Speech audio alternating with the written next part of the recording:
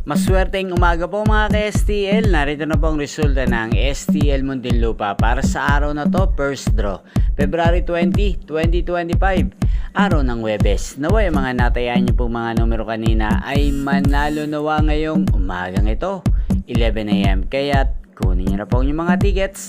Narito na po ang resulta.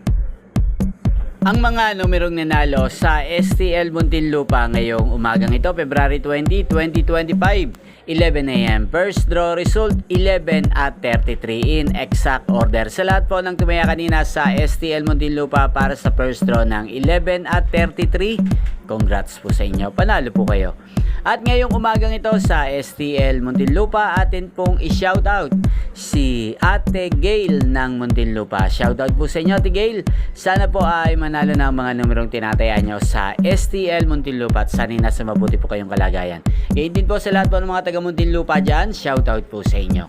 Inyo pong napanood ang resulta ng STL Muntinlupa sa channel na to, Roderick Hernandez TV.